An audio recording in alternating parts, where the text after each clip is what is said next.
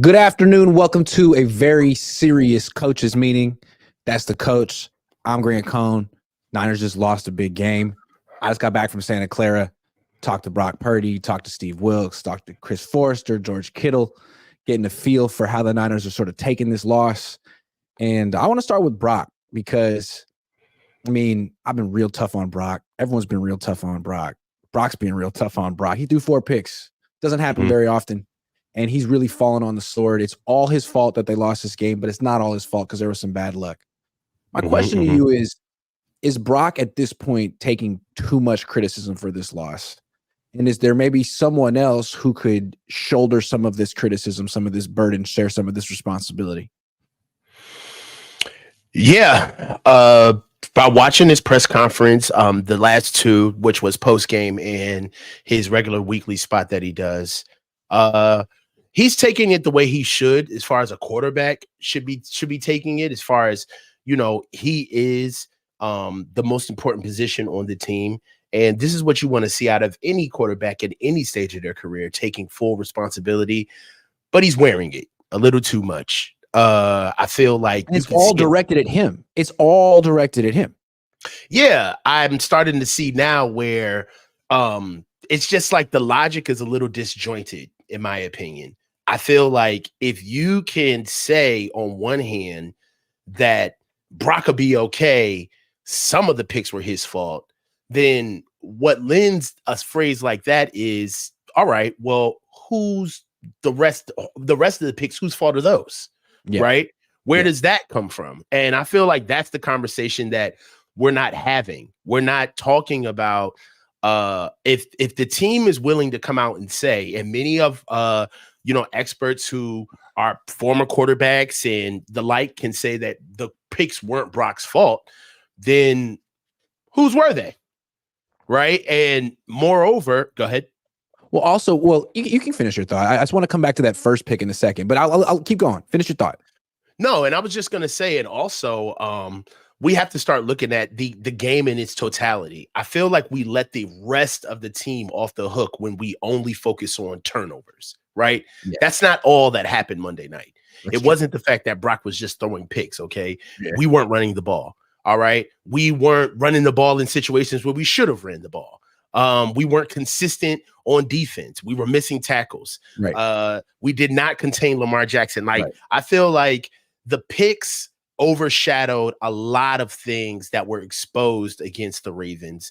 And it's unfortunate because Brock is going to be a martyr. He's not going to shirk responsibility. I don't even think it's in him. Right. So, yeah, I do feel as though that there are a lot of things being uncovered, especially when you watch the film. So yeah, I do. I believe that let's talk about that for a second. Because it's like, I want to talk about one play in particular. So the way Kyle Shanahan framed it is essentially the Niners lost because of the turnovers and the penalties. That's it. Mm-hmm. And 4 of the turnovers were committed by one person, but 3 of those 4 turnovers were bad luck. Mm-hmm. Mm-hmm. So it's essentially one of those things. They lost the game. Bad luck happened. Stuff happened. Mm-hmm. But that first pick was Brock's fault. Kyle's very clear about that, right? Yeah. First pick was Brock's fault. Bad decision, can't make that throw. True. And Brock said it today, like, I really forced the issue. I just had 2 explosive plays. I was feeling aggressive. I wanted to go for it. Mm-hmm. He said, we didn't have the right coverage for the play. So I should have checked it down. And it was very diplomatic of him to say that, but let's slow down. They didn't have the right coverage for the play. Go back and watch the All-22. It looked to me like that play would have been successful. First of all, it looked to me like the first read on that play was use check. Yes. And it looked like that route combination with him, he use checks all the way to the outside, Kittle's inside. So use checks the number 1 receiver, Kittle's 2. Use check runs that little out and in pivot route, and Kittle runs an out route into the corner who would be covering use check if it were man-to-man coverage. It looks like a man-to-man beater, but it's zone. So use check's covered. And Debo's covered. No one's open on the play. It would have been really nice if Kyle Shanahan had come out and been like, look, Brock forced it. He can't do that. He should have checked it down. But frankly, the play I gave him was all wrong for that coverage. Right. And I have to do a better job of giving him plays that work. Where the best thing Brock could have done on that play was check it down for like a gain of nothing. And that's on Kyle. It would have been nice if Kyle's so quick to be like, look, all this isn't Brock's fault, but this thing right here is definitely Brock's fault. Hey, man, when have you ever said that about something you did? This right here was, yes. Yeah. Yeah, I agree with you 100%. If you just look at the way the game unfolded, all of us were trying to understand why we were forcing the issue with our quarterback going against one of the best pass defenses in the NFL with the leading rusher on the same offense. It's kind of crazy that even when they threw 2 picks before they even started going to Christian on the ground. And when they did, they had those fruitful drive. They scored right before 3 picks. Yeah, they had thrown 3 picks before the half, and the only fruitful drive that they had was the 6 plays for 67 yards, where that entire drive was Christian McCaffrey. Shot pass to Christian McCaffrey, 3-yard run by Christian McCaffrey, run up the middle by Christian McCaffrey, 48 yards it's the entire drive. And then we go into the second half, we come out, and what do? We pass 3 times in a row. We run to the right. No, it was a run and 2 passes. It was a run down for 1 yard to the right. And then when we run, we go to the right. Yeah, we don't even go to the left. And these are the things that right now there's people sitting here saying that, well, the Niners put up this many yards, and the picks notwithstanding, this would have been a much tighter game. That's bullshit. I feel like the Ravens were smart enough to understand that we're willing to sacrifice what things that you guys like to get into to be able to take away what you really want to get to, right? Which is the run game and the line of scrimmage. They dominated the line of scrimmage. Yep. And Kyle's game plan was almost as if he knew it. He conceded, right? Yep. One of the things about being a physical football team. But hold on, real quick though. If you're losing the line of scrimmage, why are you running behind Colton Kivitz? Shouldn't you be running behind Aaron Banks and Trent Williams? That's the only chance you got to get a little movement at the point of attack. Yeah, I don't understand. I don't understand why they didn't come out with their edict. I know that we did that against the Eagles. We spreaded them out to keep them honest. But notwithstanding, the Eagles had holes, man. They definitely aren't as stout as the Ravens across the board, and they damn sure don't have a Kyle Hamilton. And I feel like the Niners played against a team with good linebackers, guys that know how to flow to the ball and come downhill. And I mean, there were plays where Patrick McQueen was taking on Aaron Banks, taking on Cohn and McKivitz at the point of attack and stonewalling them. All right, to spill runners outside. These guys came to play. And I told you this in our pre-show conversation, but the facts is that the Niners were focused on X's and O's, and the Ravens came in about Jimmys and Joes. And that's what it was. The Ravens came in to win matchups and to beat ass. And we came in there to run a scheme, right? And that's what happened. I just felt like Kyle had the wrong game plan. He definitely brought the game plan from the Eagles game, and it worked against the Eagles. But Baltimore's different. And the way he used McCaffrey, this has nothing to do with Purdy, okay? The way he used the other MVP candidate on the team, 14 carries, 10 targets. That's strange because as a runner, he averaged 7.4 yards a pop. As a receiver, he averaged 4.7 yards per catch. He had 28 yards on. That was not working. What was working was just handing it off to him. And I don't understand why Kyle Shanahan, one, thought his game plan should be pass to Christian, not hand off to Christian, and 2, why he never adjusted. I don't get that. I feel like they were trying to win a certain way. Lamar Jackson, right when he had his post-game interview, they almost kind of they wanted to give him congratulatory kudos for basically shutting down the MVP that night, but they also knew that they had to touch on his numbers, which weren't MVP numbers if you just looked at the numbers, right?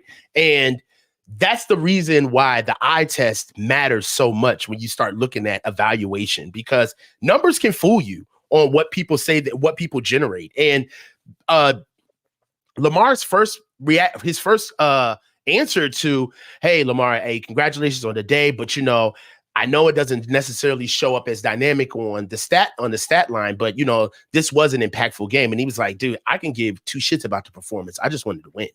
That was our whole motivation. We just wanted to beat them. The problem is that people get caught up in trying to stop what the Niners do, but they don't come out and just try to out physical them.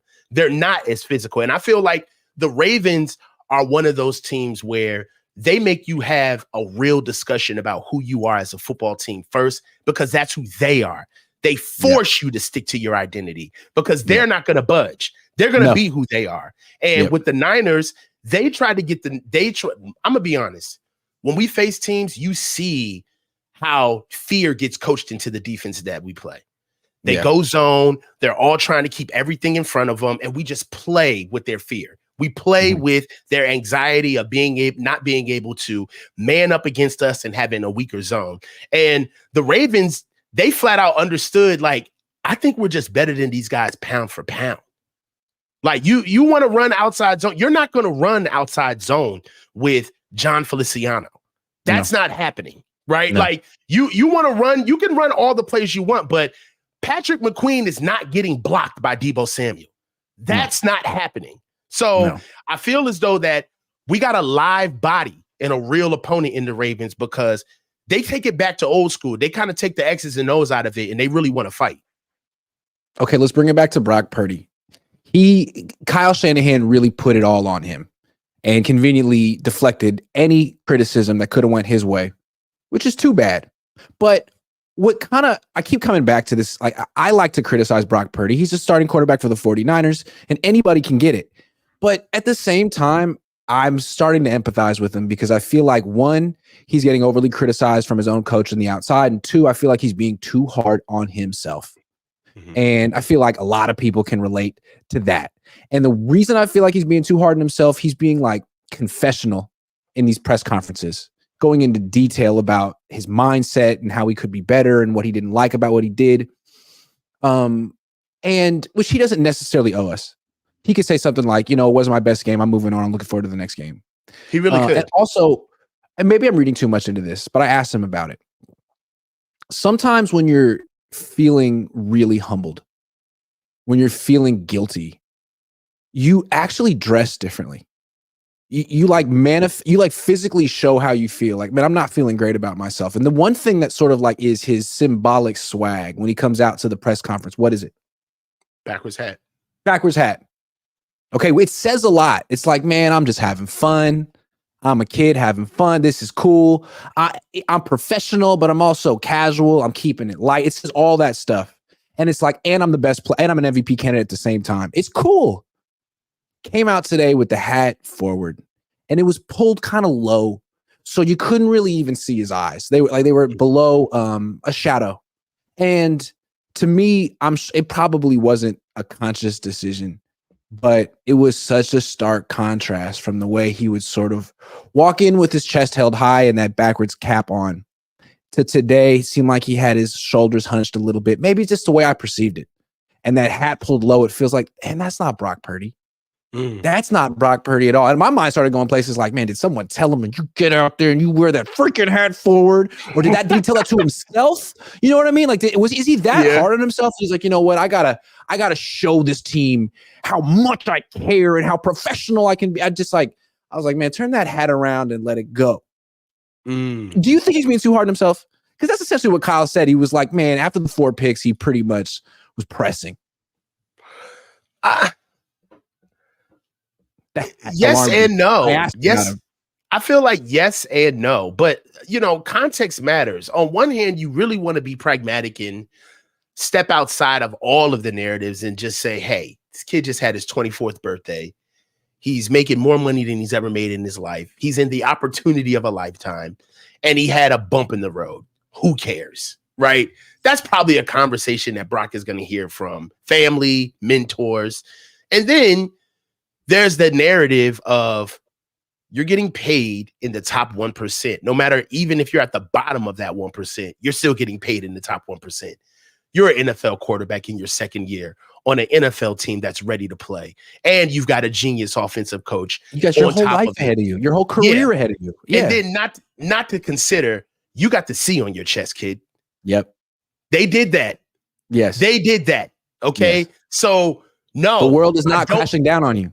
The world is not crashing down on you. So no, when they did that and they put that C on his chest, I really hoped that wasn't a paper bull, that wasn't just them virtue signaling to try to like really drive it home that they got their guy. Our quarterback. Yeah. Versus him really being a leader, right? Yeah. And really having people look to him, because when you got the C on your chest, this isn't even a conversation that even manifests for players that are captains. Nobody asks if a quarterback who's a captain of a Super Bowl contention team, if he threw 4 picks in one of the most important games of the season, nobody's asking, was he being too hard on himself? Yeah. Right. So there's that side of it too. There is the context side, but look, if you're the captain and the stakes are high, and last time I checked, this loss doesn't change any Super Bowl hopes. So we're still trying to go get the Super Bowl. No, this is adequate. Because right now, the number 1 seed is at large. Let me ask you a question.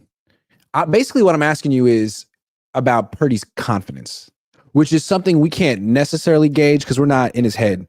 But is it confidence something you can sort of sense on someone? Yeah. Yeah, if you've been around him. Yeah. Like with Brock, when he's playing well, one of the things people talk about is how apparent his confidence is. The poise, the confidence. And then I think what stuck out about this particular game was how he didn't have it. He seemed like he was pressing and rattled from early on, which is fine. All I know is when he walked out on that podium today with the hat forward, something I noticed it right away. And I was thinking, oh, where's confident Brock? Brock sort of struts to the podium, dude. And I love it. There's nothing wrong with it. He struts like he's never lost a football game in his career. And he's got that hat back when he's like, hey guys, how you doing? Today he was like he was going to church, going to confession. Like, I need to say it all. Like, man, I noticed it right away. And I saved it to the end, but I was wondering if other people noticed. Did people notice that? Like, what's up, Brock? To me, the hat forward at a press conference is not a confident look. The way the light hits you, you can't see your eyes. It feels like you're hiding. It's like in Big Daddy when he's, the dad and the kid. Oh, the kid who wears the glasses. Yeah, like because that. he doesn't want anybody to see him. I can't see your eyes. Almost like the Ricky Williams with the helmet on to the media type deal. Yes, it's not a confident look. I can't see your eyes. I don't know why you're hiding your eyes. You have nothing to hide. You're freaking Brock Purdy. When you have your hat backward, it's like, look at my beautiful face. I'm the face of the team. I'm the face of the league. So maybe he didn't think of any of that stuff. But to me, I was like, man, I don't feel your confidence. And to me, like, that's something I always feel with you on the field, in the press conference, in the locker room. You walk around like you're the freaking man, like you are the MVP. I didn't feel that today. I mean, that's cool. He's got 3 days to change it. Yeah, you know what I mean? Like, I just, it's just that quick. Washington make him feel good. Exactly. As quick as you can be down and out, it's just as quick as you could be the next savior. And, the FedEx Air Player of the Week. Exactly, dude. Everybody knows that football is about redemption, and everybody loves a good come from behind story. And Brock bouncing back with a really good efficient day against Washington is going to be the aid. It's going to be the cure for this. So, I mean, I understand what you're saying, but if this is like truly affecting him, like the way you depicted it, if it truly is hitting home emotionally like that, we're in trouble. Like, it was one game, bro. People keep being like, hey man, so and so threw 4 picks. So and so threw 4 Hall of Famer, Hall of Famer, Hall of Famer. Sure. I also remember Colin Kaepernick threw 4 picks in Arizona, and I don't think he ever really recovered from that. I think he was never the same mentally. Maybe I'm wrong, but all right, I'll play your game. I'll play your moment for him. I'll play your and like. Game. I don't think he ever had the same confidence after that 4-pick game. I think you have to have some serious cachet in the bank to be able to overcome. I just melted down on Christmas, but it's okay. Right, so look, I'll play ball. So look, play ball. How about this? If we're really looking at it that way, then I don't think that Brock is necessarily disappointed at the 4 picks, but I think he's necessarily disappointed at the overall performance. 4 picks is kind of like lucky. If you watch the film, he should have threw like maybe 6 at least, right? There were balls completely dropped by defenders. So for me, if I am Brock, if I am worried, I'm necessarily looking at, oh man, this is a team that probably throughout the week I've been hearing from Coach Greasy and Coach Shanahan that this is the tip of the spear. These are the guys that more than likely we're going to run into. So this is a litmus to see how you're going to be able to do against these boys. And not only did I struggle, but I imploded. You know what I mean? So Yep. there is that out there. Yeah. You know what I mean? Like as far as the film is concerned, you know, we could talk about narrative and hats, but he should have thrown more than 4 picks. That's clear.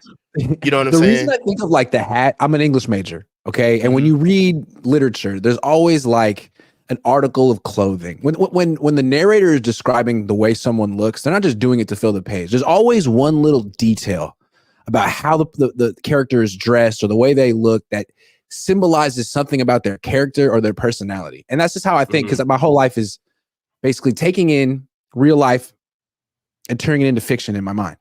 So yeah, that's like if all of a sudden I started wearing pink, like because I always wear black. Yeah, I think of Kyle and Brock as characters in my play. And when I saw Brock come out, I was like, dude, that is not your uniform, man. I did not notice you. What? Like, we didn't agree upon you wear a backwards hat in this drama. What are you doing? Yeah, I feel about you. I feel you. Yeah. That's like Batman just rocking a beanie all of a sudden. You're like, whoa. Why? That's a bold choice. Bold choice. What does that say about your state of mind? Absolutely. And I had to ask him, I was like, did you consciously choose to wear that hat forward today? And he's like, nah. You asked him that?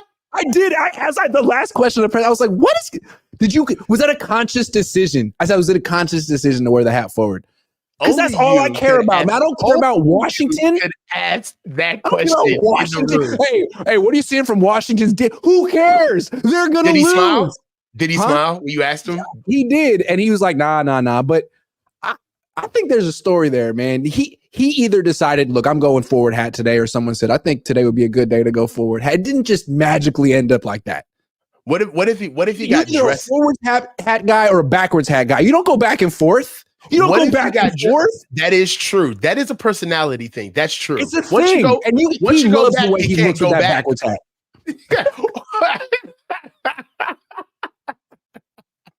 You see what I did there? I did.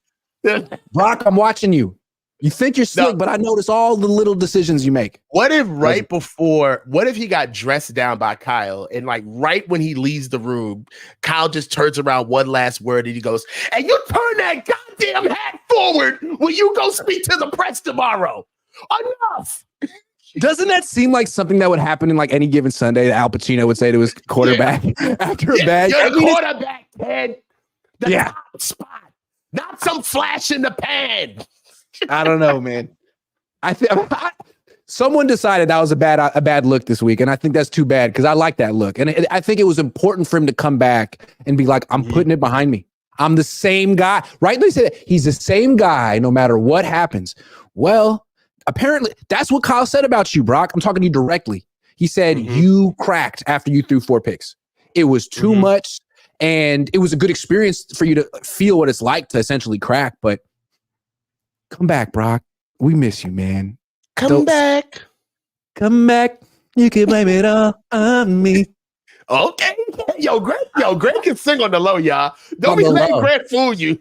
On the not so low. Matthew said, when I call you up, half the time it's just you singing when you say hello or me singing when I say hello. That's we can do like a 10-second serenade before we get to a real conversation. What up, Grant? That's 75% of the time. Matthew Sanders says, how do we account for Brock Purdy straight refusing reads? I haven't seen this. I don't think he was refusing reads. I think that so the season is funny in that kind of way because you're still holding elements of your playbook for like the rest of the season or for teams that you specifically have started scouting right now. Like as we're going into like the last 2 games of the season, the coaching staff has already started looking at Baltimore. They've already started looking at Philly, Dallas, the Lions. Like they're breaking that film down now, right? They're anticipating. So what they're putting in offense and defense right now is contingencies, wrinkles, stuff that they know they're going to have to start coaching up now because football is so many men and so many people trying to get one thing together that you kind of almost have to scale out whole swath changes to that many people at once, right? You got to Yeah. scale it out. So what I'm seeing right now is that Brock has gotten so used to what they've been doing all year. And a lot of how you get used to it is, number one, with his amazing processing ability. And the thing that I think kind of bit Brock is his anticipation throws. Yeah. A lot of why Brock is on time in this offense is because of his anticipation, because he lets the ball go sooner than the read is already there. And because of that, if you need to be before the read, that means that there needs to be keys to the read that you need to see way sooner than regular quarterbacks with an adequate arm. So Brock is he's not refusing reads. He's just not looking at them long enough.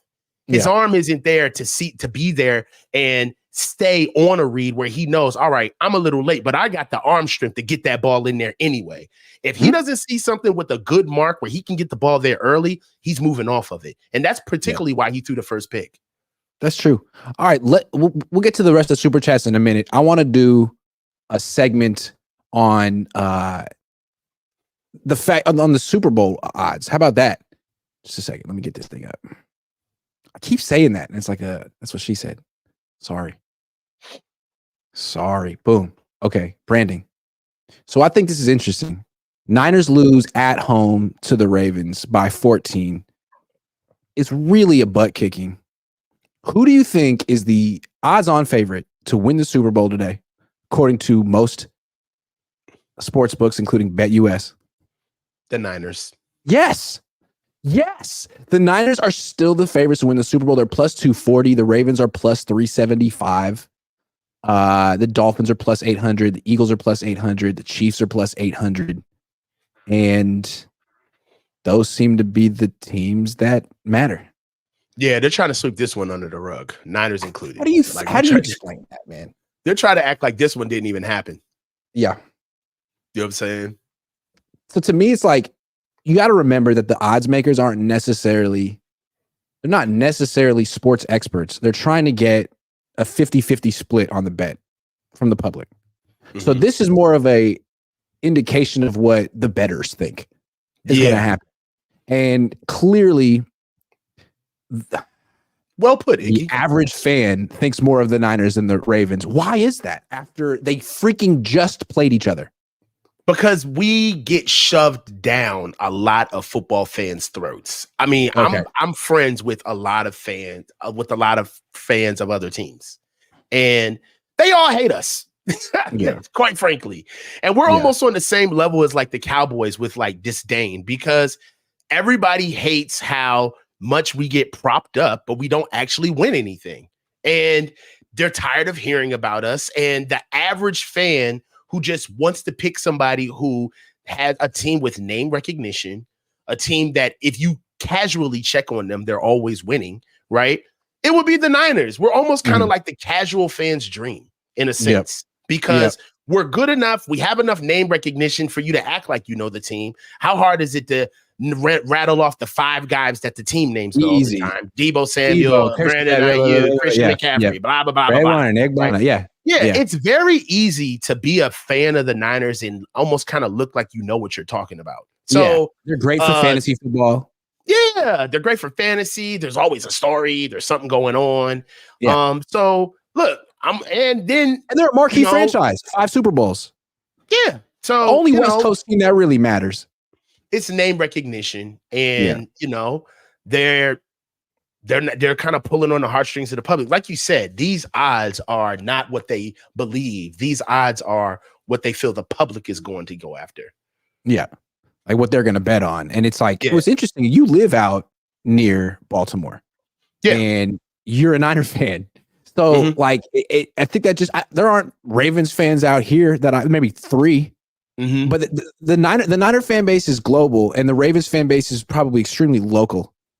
Right. Because they've had like a lot of like, they switched over. Then they used to be the Colts. And then for a while, they just weren't winning. And to be honest with you, they kind of do things the right way in a sense that they're more of a franchise to their community than they are a franchise to the league. right? Yeah. Like they don't necessarily care about, what the national stage has to think about them, but you could catch Justin Tucker like in the hood, like driving around in Baltimore. You know what I mean? Like you can see their players like amongst the street. Like you can go to like the Crab House in Baltimore, and like you might bump into a Raven. They're like accessible. You can touch them. The Niners are not. They're not. You don't know these guys. Like I don't think they do anything with the community. Yeah, I see what you mean. I mean, there's no community in Santa Clara. No offense, but Right. I think one wager here that would be kind of fun to just throw $10 on: Cleveland at plus 5,000. Just like whatever you're cool, $20. Cleveland at plus 5,000. Like that defense is almost as good as Baltimore's and Joe Flacco. I mean, Joe Flacco versus Lamar in the AFC Championship. Can we please get that? Can we please get that? Can we please get that? Flacco and Lamar. That's good. That's I gonna want be good. that so bad. Come on. If the NFL is scripted, we deserve Cleveland and Baltimore in the AFC Championship. And Niners versus Rams. You want to do again? Eagles again? You want to do Rams? I think the the Rams Eagles are gonna make it, man. They're almost kind of like a 2021 version of us, right? Like the Rams. Like they're getting it together late. They're hot at the end. They've been winning tons of games. Now, for what it's worth, the Rams got the second leading rusher in the league in Kyron Williams. Yeah, they got some guys too. Ever since they've had him and Stafford and Cooper Kupp and Puka Nacua on the field together, like those four on the field together, like their offense ranks number one in everything. And I think it's maybe been 4 or 5 weeks, but yeah, that's a team that could do something. They have a Super Bowl winning quarterback. Yeah, they are. They are. So again, if you want to wager on any of that, go to BetUS, click the link in the description, receive a 125% bonus. Yeah. All right. I got a question for you. Well, it's not really a question. I saw this clip of Fred Warner talking on his podcast. I think that's his wife. That's his wife, right? I believe that's his wife or significant other. Yeah. Okay. And he was talking about the number one seed, and he was trying to he likes to come across like a coach. He wants to say the right thing. Yeah. Sometimes though, I feel like I don't necessarily follow his logic. He's being overly optimistic, or I just don't get it. Can you explain what he was trying to say about how important it is to get the number one seed? Well, the initial comments were there's a lot of hoopla about the number one seed, but the number one seed doesn't matter if we're not playing good ball. And he made a scenario that that sounds like something a coach would say. Yes. And it does. And he made the scenario of if we get the number one seed and then we come out of our bye and then we lose 1 week out of coming out of our bye and we weren't hot or playing good at that time, then getting the number one seed didn't even matter. All right. So number one, he's talking out of both sides of his mouth. And you know what I'm saying? Respectfully. As someone who's done that before, I can see it when it's happening. Yes, that's cap.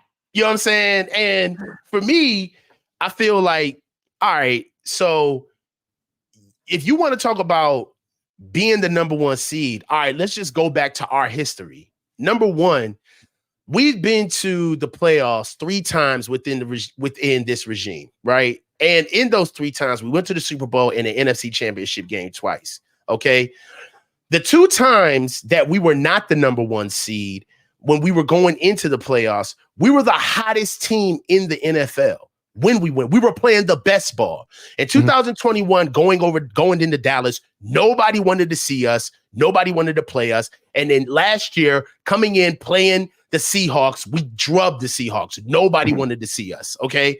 We were the hottest team, and we lost, okay? The only year that we made it to the Super Bowl, we were the number one seed in 2019, okay? So it does lend to I don't understand what he's trying to say, because if he's saying that it doesn't matter if it doesn't matter if we're not playing good ball, if we're the number one seed. Well, Fred, if you're the number one seed, that would constitute that you already are playing good ball. You have to be playing good ball to get the number one seed. Right. So I just feel like, in a way, if you're being fair to what he's saying, he's basically trying to say, well, the number one seed is off the table right now because we're not even playing good ball. But he didn't say that. He basically tried to put it in a way of, you guys are focusing on the wrong thing if we're not playing good ball. No, we're focusing on the number one seed because you're not playing good ball. The reason why you're admitting you're not playing good ball. Yeah, you just need to just come out and admit that y'all aren't playing good ball and stop trying to worry about us for keeping the same energy.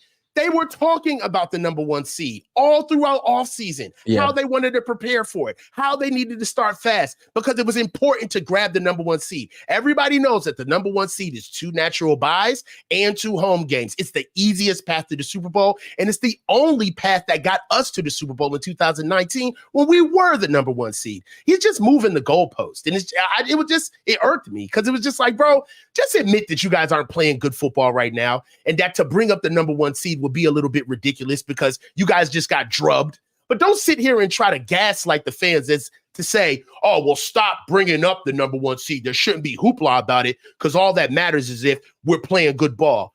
Newsflash, you're not playing good ball. That's why we're talking about the number one seed. Well, it's funny, like after the game, Fred Warner said something to the effect of like, look, it's just one loss. It's not like it's going to affect our confidence as a team. We know who we are. Well, I feel like it might have affected Brock Purdy's confidence as a quarterback. And then you have Fred Warner saying like all of a sudden it's not that important whether they get the number one seed. It's almost like you're letting yourself off the hook. It's almost like you're not super duper confident that you're going to beat the Rams week 18. And you're giving yourself that mental out. Like, you know what? It's not a must win game. We don't have to build it up into being something it's more than that it isn't. Because there's actually a little doubt in the back of my mind that we are going to win that game. And in the event that we lose it, I don't want to be mentally crushed heading into the playoffs. I mean, I don't know. Maybe he's not thinking that way, but all these little indicators is like, man. Yeah, but I mean, that's what I mean, though. Like, really affect your confidence? Yeah, it all kind of falls under the same stuff. Like when they talk, oh, well, I'm not worried about us. I'm not worried about. It's like he does this all the time. The last time when they came through the losing streak, I'm not worried about the offense. I'm not worried about the defense. I'm not worried about Brock Purdy. And then it's just like, all right, well, you're saying this after a 3-game losing streak. So what are you worried about, Fred? Like, what? Yeah. Like, tell me what you're worried about. It's my worry. Yeah, these are the least of my worries. Well, can you please enlighten us to what your worries are? Because you've just lost 3 in a row. So he does this all the time where he talks down, like in this coach speak, and it's just like, let me be the coach for a second. Like, let me take this over. Hey, little lady, I got this. Calm down. Let me go ahead and just, you know what I'm saying? It's just like, dude, I wish there would have been like a teammate across from him instead of his wife. So somebody could have been like, what are you talking about?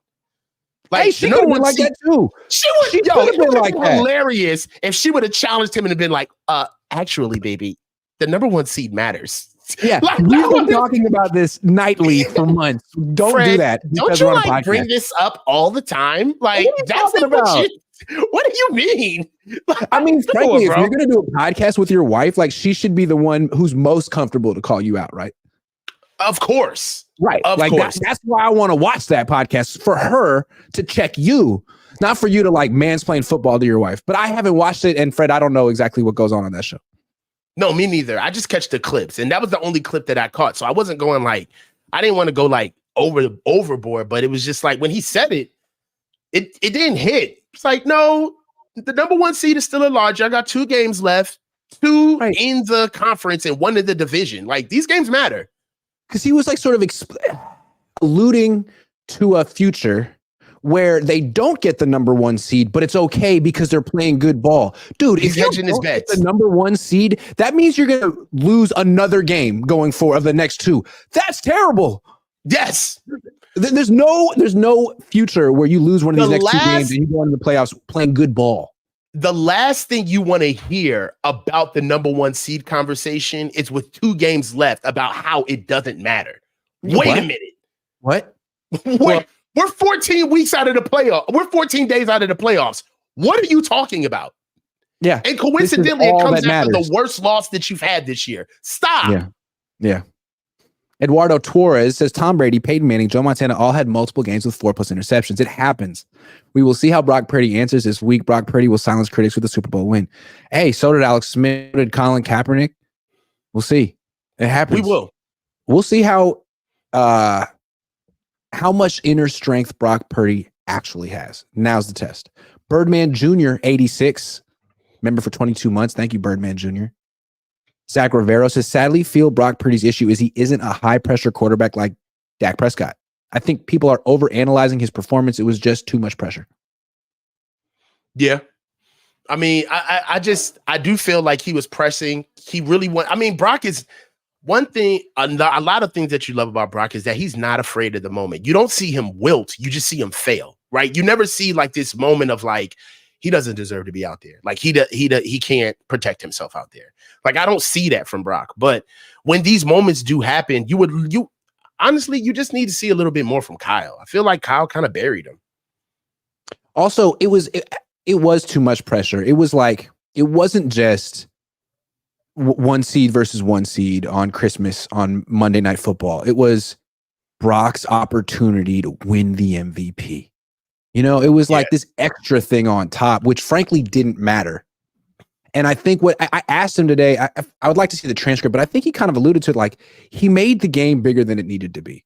There was all this outside noise that he was sort of trying to justify or live up to, when all he needed to do was win, like Lamar understood. And I think that's the difference of a quarterback who's been starting for 5 years and a quarterback who's been starting for a year and a half. You know? That's fair.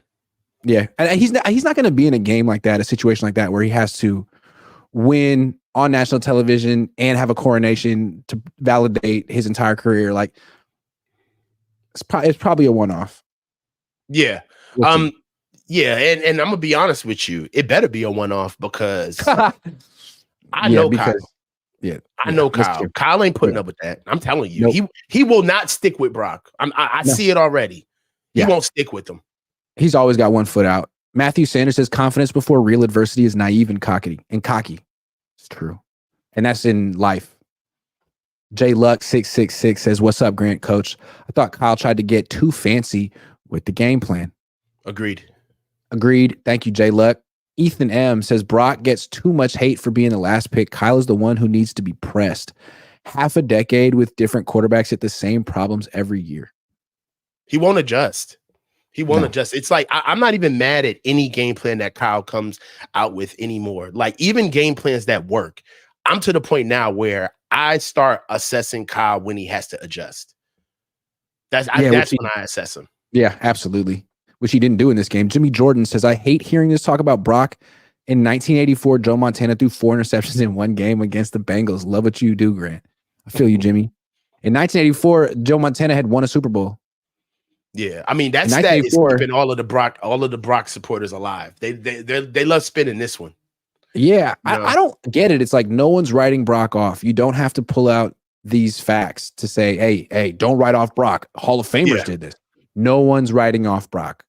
Yeah. But it is alarming. He's not going anywhere. Yeah. No, it is alarming. And if you don't believe me, look at how shook Brock was at the podium today.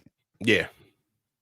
Yeah. That dude looked like he had been read the riot act. He was standing up there like he was on his best P's and Q's. Like, yes, I can answer that question. Oh, sure. I can definitely answer that question. It's like, it's a little bit like Steve Wilkes after he had to move down. He's like, yes, sure. Oh my God. Yeah, absolutely. I mean, I'm not ducking that. I just know, from what we know about the Trey Lance saga and how revealing that was, how people just were dying to tell all of the juicy details, you have to know that there was a conversation between Kyle and Brock where he probably told him, like, you can't do that again. No, like absolutely don't do that again. No, you'll be forced. I'll have to pull you. I'll say you got a stinger. I don't know what. I'll say something, but we'll say something, but you'll get pulled. Hayne Jesus 808 says, "Aloha from Hawaii. Should you go to the Super Bowl? Yeah, why not? The Niners are probably gone. Yeah, I would say to that." Shreddy Murphy says, "Unfair question. Who would run offensive better in Baltimore versus SF rematch? BP or Darnold?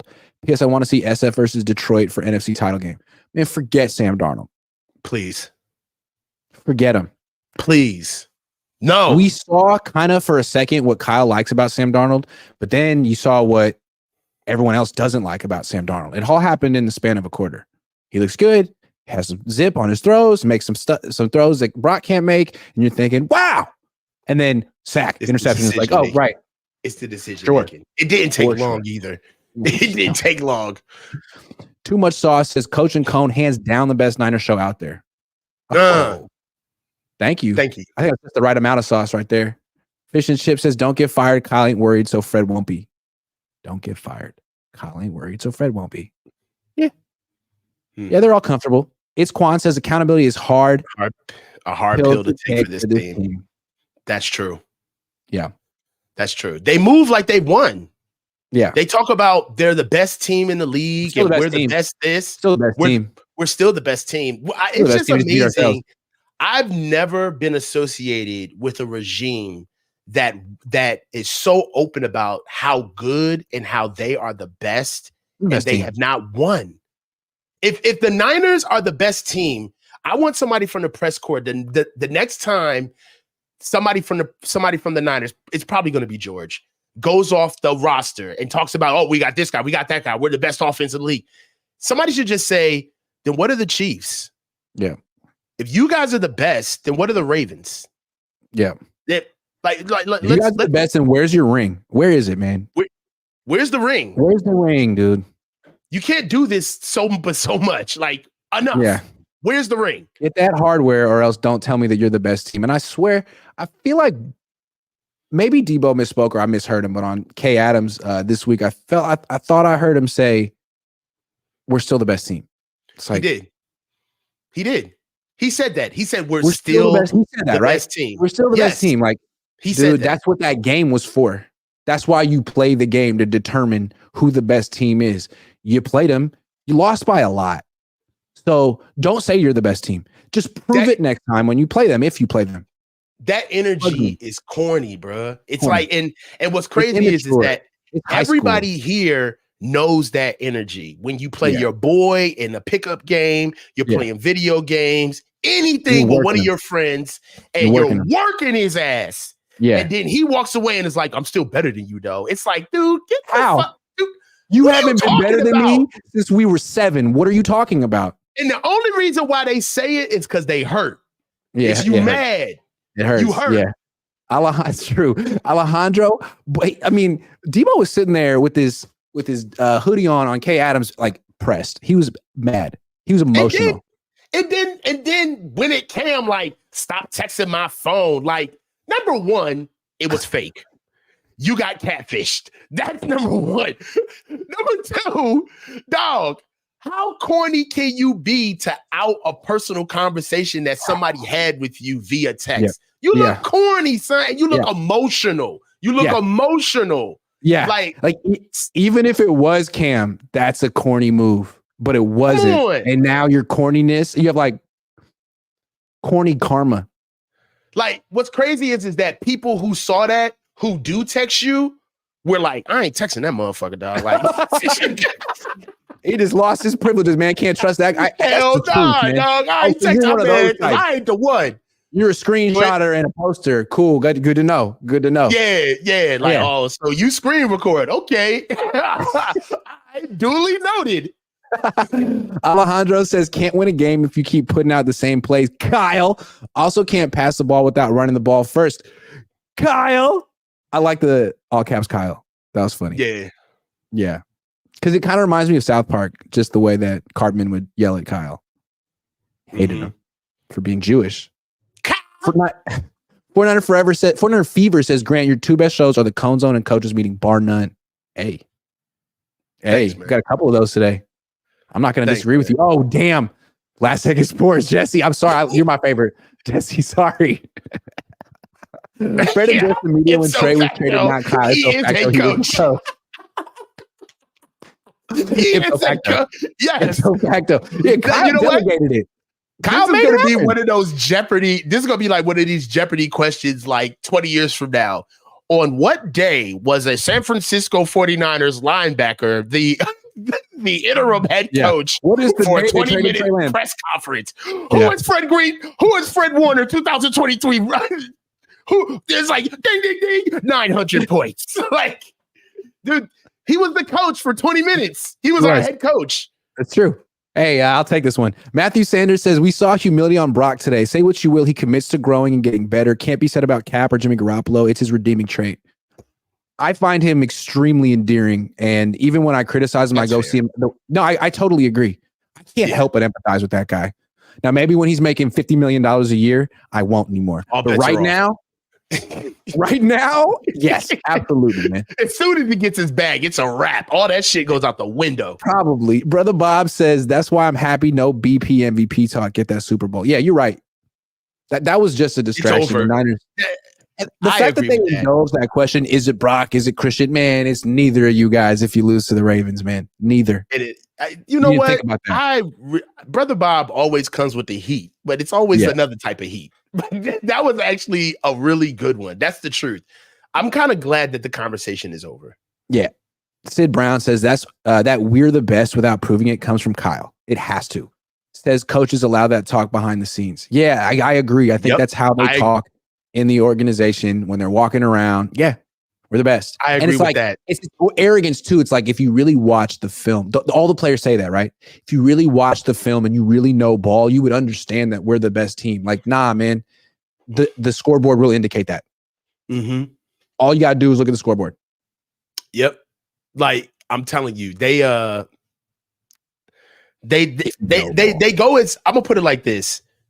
The head coach, who the head coach is, it's pretty much the mantra of the team. It is what it is, right? Look at Dan Campbell and the Lions. Brash, big, loud, hard-nosed guys. Look at the Ravens, all right? Hard-nosed guys, unassuming. Look at John Harbaugh. Polite, opening, doesn't care to talk to anybody, kind of gives the dad feel, as if he'll turn right around and talk to a fan literally during the game. And then you look at Kyle, who won't even give mid-game interviews. Like, come on, bro. Like, it's a whole different feel. He's very wound up. Yeah. Yeah. Harold McAllister says, Kyle makes big games his personal chance to showcase his play design calling. That is so true. That is true. He tries to outsmart other coaches instead of using players. That is so true. I'm going to read it again because he's so right on. Harold McAllister. Kyle makes big games his personal chance to showcase his play design calling. He tries to outsmart the other coaches instead of using players. Let's go back to that play that I think is the crucial play of the game, the first interception. Yep. Purdy was rolling. The play call was a pass. And again, I believe it was a pass designed to beat man-to-man coverage. And I believe the primary receiver in the pattern was Kyle Juszczyk. There is no more attention-seeking behavior from Kyle Shanahan than calling a pass for Kyle Juszczyk. It's the ultimate look at me. Look at me. I'm throwing to my fullback is running. I'm going to get it done with my fullback. My fullback is running around like he's Marshall Faulk. Like, dude, stop it. Stop with that cute stuff and just hand it off. Go with something you've run a million times. Don't do this something you've never done. You know what that was, Grant? What? That was clever, but it wasn't smart. Yes. Absolutely. And he saved it for Monday night on Christmas so he could show the whole country, look how clever I can be. So when he completed that pass, whoever the Joe Buck or Troy Aikman would say, oh, that's Kyle Shanahan again. The way he drew it up, and this is the genius that we've always been talking about with Kyle Shanahan. I mean, just if you just draw it up and then we get the telestrator going and here we go. And then we get the cut to Kyle with it peering over the Denny's menu. Like, it's just like, It's ridiculous, bro. And that's why Kyle's so quick to say, well, Brock should have just checked it down instead of saying, I should have called another play, because the exercise for Kyle is to wow you with his plays. He wants to dazzle you.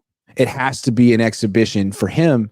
And that he needs to outgrow that, because you don't win championship games and Super Bowls with scheme. You win it with matchups, and this team has the talent to win matchups.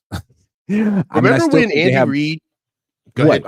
No, go ahead. Remember when Andy Reid was with Philly, and they always talked about how much of a genius Andy Reid was, especially with his screen game and how talented he was, and that was kind of like his calling card, bro. Like, at how goddamn how much talent he had at putting together a pass game.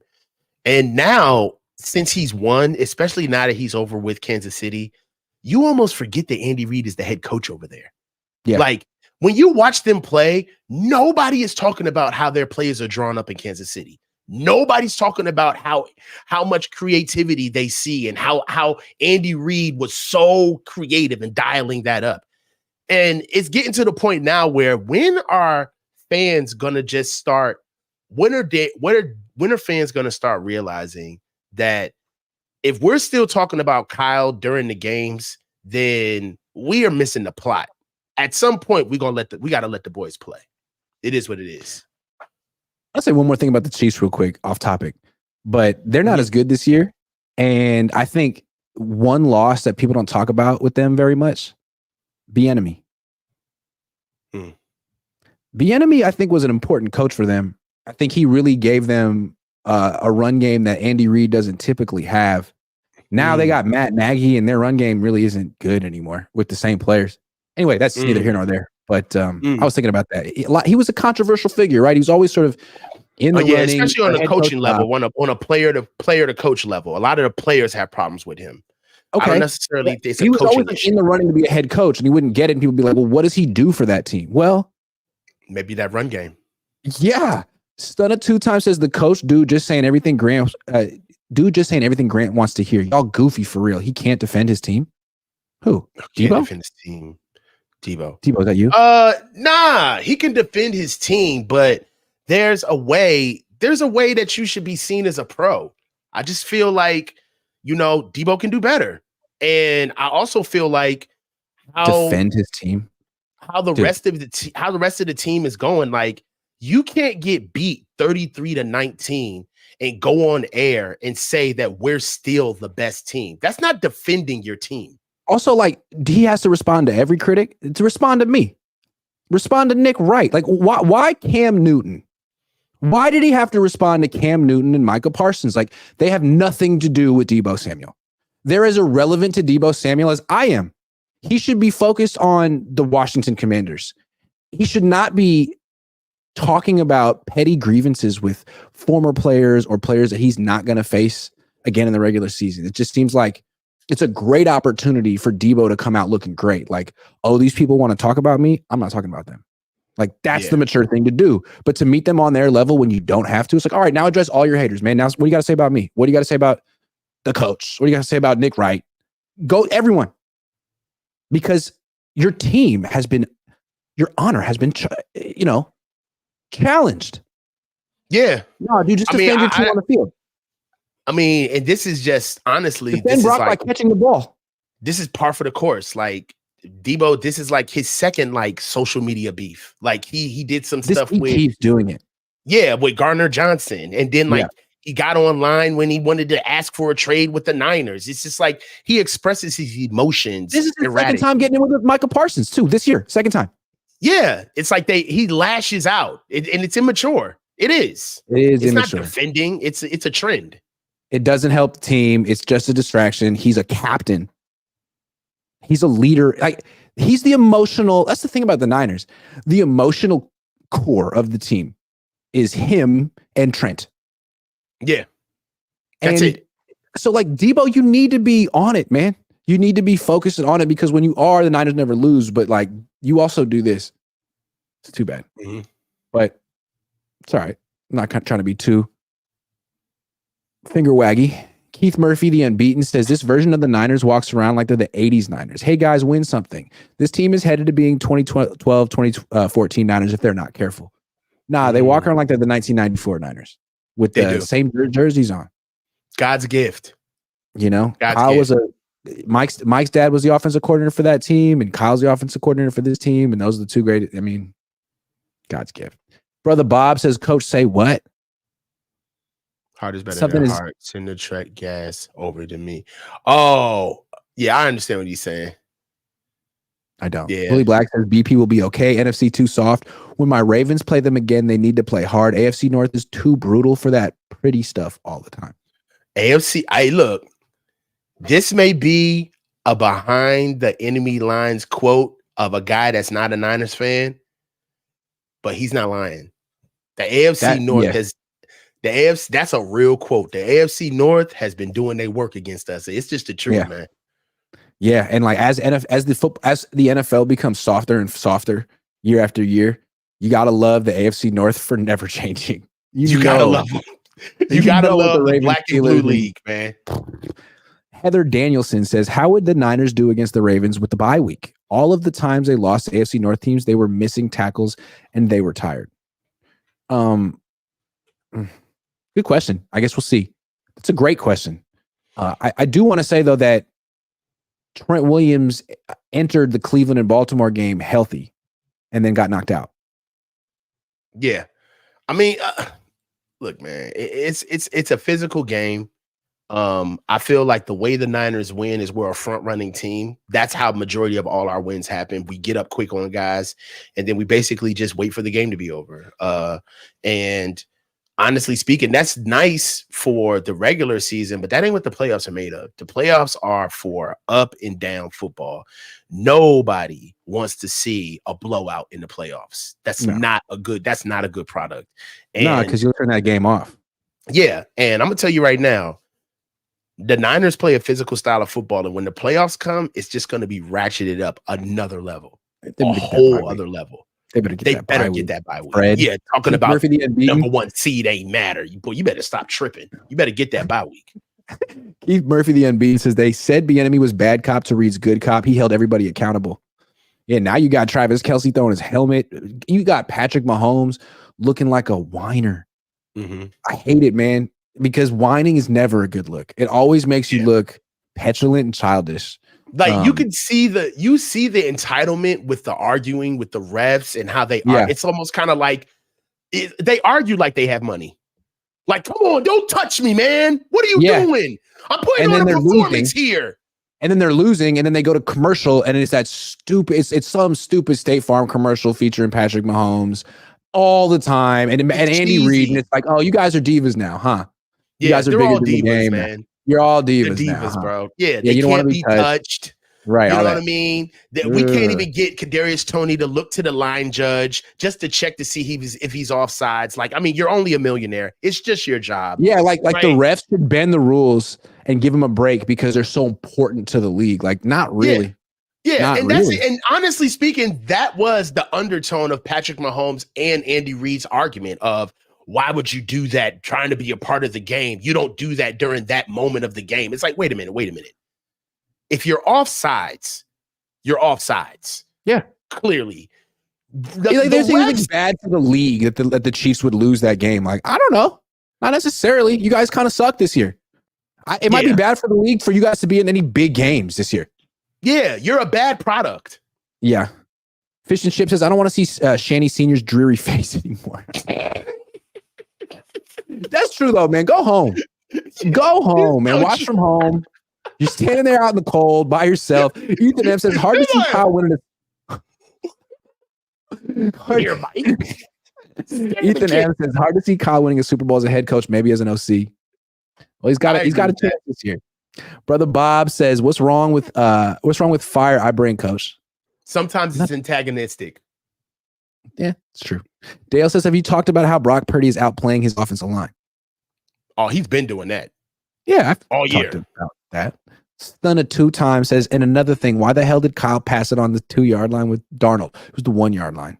It was the 1-yard line. It was a 1-yard line. And I talked about that, and everyone on Twitter got mad about it, the way that I said it, but it's like, it went through your mind too, didn't it? Stun it 2 times. It went through your mind too. And the implications, I think, went through your mind too. Like, hold on. Darnold's about to lead a second touchdown drive. Mm-hmm. Wait a second. Brock led none. Darnold's about to lead 2.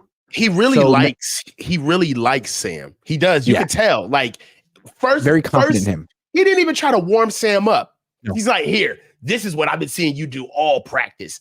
You're gonna like this throw. You're gonna grip it. It's like, bro, all right, bro, calm down. I know. Calm down. Because Sam Darnold will show you who he really is if you give him 15 minutes. Bro. Done it 2 times. Thank you, coach. Thank you so much. Great coaches meeting. Awesome. Bro. What you got going on the rest of the week? Well, I got the game coming up, and just trying to get acclimated, back working. So the holiday's over. That's really what's up right now, man. Just working and trying to see what these Niners going to do, man. We're finally getting to the part of the season that we really care about, right?